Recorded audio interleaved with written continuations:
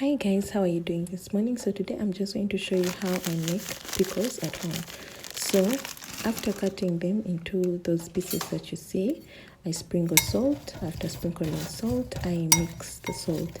Now when you mix this salt, you make sure that you leave it for like 30 minutes to an hour so that the salt dissolves well into the pickles.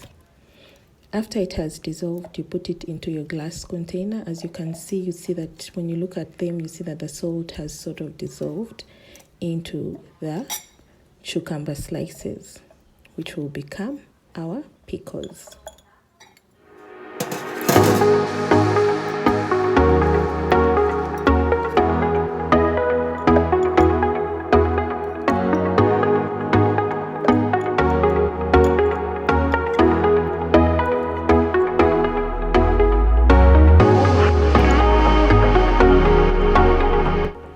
Now all is done. You can see all the pickles are now into the jar container. Don't worry about that one that is hanging out. You can always close it.